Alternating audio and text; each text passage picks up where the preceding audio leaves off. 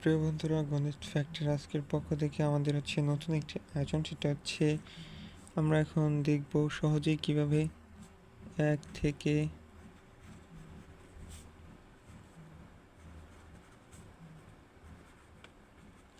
100 পর্যন্ত কয়টি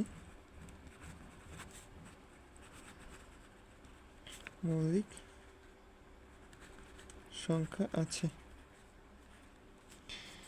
1 থেকে 100 পর্যন্ত কয়টি মৌলিক সংখ্যা আছে, এই বিষয়টি আমরা কিভাবে বের করব। তো এটি বের করার জন্য আমাদের সহজ একটি সূত্র আছে, সেটা হচ্ছে 4 4 2 2 3 2 2 3 2 1।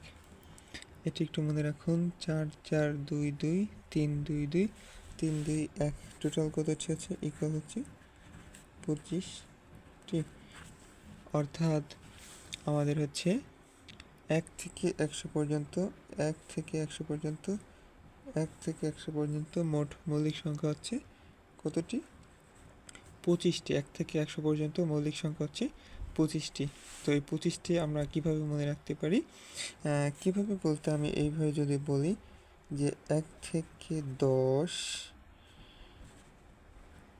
11 থেকে 20, 21 থেকে 30, 31 থেকে 40 ইকুয়াল, মানে এরকমভাবে অনুরূপভাবে।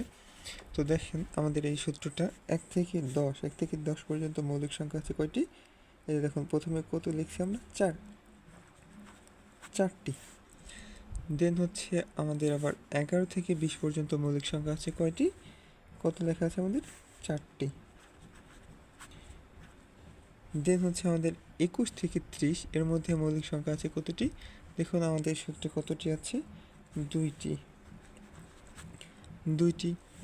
দেন হচ্ছে 31 থেকে 40 এর মধ্যে আছে কয়টি? 2টি। এরকমভাবে আমরা যদি লিখতে থাকি, লাস্টে হচ্ছে 91 থেকে 100 পর্যন্ত কয়টি আছে? এখানে হচ্ছে আমাদের সূত্রে আছে 1টি। সো 1টি ইকুয়াল টু হচ্ছে 25টি। তো এইভাবে আমরা মনে রাখতে পারি যে 1 থেকে 100 পর্যন্ত এর মধ্যে কতটি মৌলিক সংখ্যা আছে। তো মোট আছে 25টি। তো 25টি আমরা কিভাবে মনে রাখতে পারি? তো এর জন্য সহজ একটি শর্টকাট টেকনিক, সেটা হচ্ছে 4 4 2 2 3 2 2 3 2 1। এখন যদি আপনার প্রশ্ন এরকম আসে যে 51 থেকে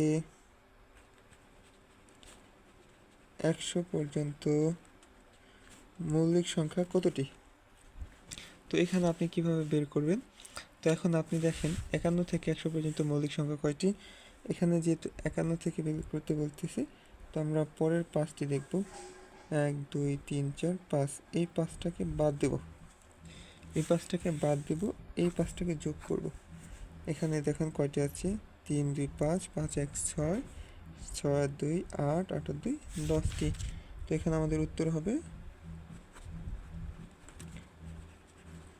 10টি। তো কিভাবে আমরা বের করলাম আপনারা নিশ্চয়ই বুঝতে পেরেছেন।